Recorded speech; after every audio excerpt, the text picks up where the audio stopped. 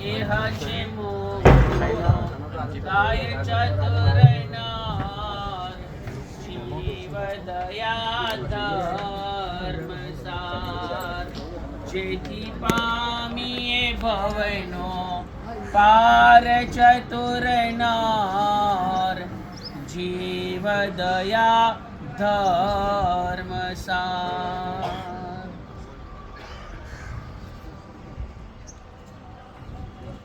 ખરેખર એવું કહેવાનું મન થાય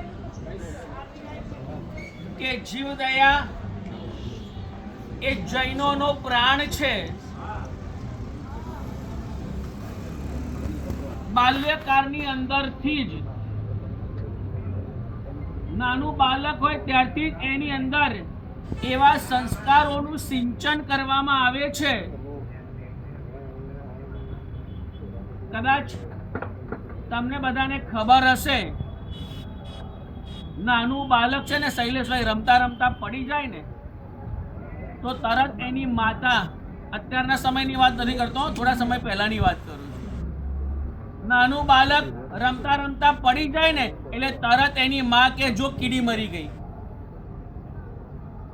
કહેતા હતા કે નથી કહેતા? હવે અત્યારે તો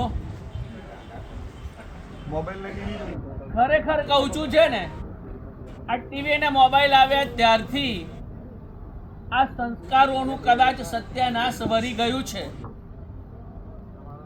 બાકી એ જૈનત્વના સંસ્કાર, એ જીવદયાના સંસ્કાર એ બાળકની અંદર એ ત્યારથી રેડવામાં આવતા. કદાચ બાળક રમતા રમતા પડી જાય ને એટલે તરત કહેવાતું જો કીડી મરી ગઈ, અને એ સમયે પેલું બાળક બોલો પડી ગયો છે ને વાગ્યું છે, બધું જ દુઃખ ભૂલી જાય અને તરત જોવા માંડે મારાથી કીડી મરી ગઈ. એને ખ્યાલ છે મારે કીડીને મરાય નહીં. આ સંસ્કાર આ ઘર સુધીની અંદરથી આપવામાં આવતા, અને એ જ વંશજની અંદર આપણે જન્મ્યા છીએ. જીવદયા એક સસલાને બચાવવા માટે હાથીએ અઢી દિવસ સુધી પગ ઊંચો રાખ્યો, અને 2.5 દિવસ પછી જંગલની અંદર આગ લાગી છે, અને આગથી બચવા ખુલ્લું મેદાન છે ને ત્યાં બધા પ્રાણીઓ આવ્યા. પેલો હાથી પણ ત્યાં આવેલો છે. બધા જ હખડેઠઠ ભરાઈ ગયા છે આખું મેદાન. અને સમયે હાથીને ખનજ આવીને હાથીએ પગ ઊંચો કર્યો, અને એટલામાં એક સસલું ત્યાં બાજુમાં હતું. સંકડાશના કારણે ગીચો ગીચ હતું, જરાક મોકડાશ મળી એટલે પેલા જગ્યાની અંદર આવી ગયું. હાથીએ ખણીને પગ નીચે મૂકવા માટે જ્યાં પ્રયત્ન કર્યો અને ત્યાં જોયું તો એક સસલું નીચે આવી ગયું છે. હાથીએ જોયું કે હું પગ મૂકીશ તો આ સસલું દબાઈ જશે, કચડાઈ જશે, એટલે હાથીએ 2.5 દિવસ સુધી પગ ઊંચો રાખ્યો.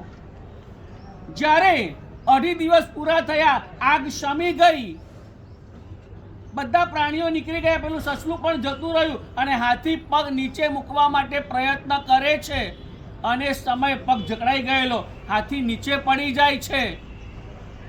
અકામ નિર્જરા કરીને મનુષ્યનો ભવ બાંધે છે અને મેઘકુમાર શ્રેણિકના પુત્ર તરીકે જન્મે છે. પરમાત્માની દેશના સાંભળી ચારિત્ર લીધું, અને ચારિત્ર લઈને ક્રમ પ્રમાણે ત્યાં કોઈ લાગવગ નથી. રાજકુંવર છે છતાં પણ એને સૌથી છેલ્લે દરવાજા પાસે એનો સંથારો આવ્યો. ત્યાં સંથારો કર્યો છે. રાત્રે સાધુ ભગવાન તો જાયા કરે છે, પગની રજ એ સંથારાની અંદર પડે છે. આખો સંથારો ભરાઈ ગયો, આખી રાત ઊંઘ ના આવી. વિચાર કરે છે સવારે ભગવાન પાસે જવું, મારાથી આ ચારિત્ર પરાશે નહીં. ભગવાન પાસે જઈને હજુ તો ઊભા જ છે, અને સમયે ભગવાન કહે છે મેઘકુમાર તમે રાત્રે કેમ આવા અવિચાર કર્યા? વિચાર તો કરો. હાથીના ભવની અંદર, તિર્યંચના ભવની અંદર એક સસલા પ્રત્યેની દયાના કારણે 2.5 દિવસ સુધી તમે પગ ઊંચો રાખેલો, અને આ તો સાધુની ચરણ રજ છે. જ્યાં પરમાત્માના મુખે આ સાંભળ્યું અને ધર્મની અંદર એ મેઘકુમાર સ્થિર બન્યા, ધર્મરત્ના ભગવાન સારથી બન્યા. કદાચ આપણને બધાને ખબર છે નેમકુમાર જાન લઈને નીકળ્યા છે,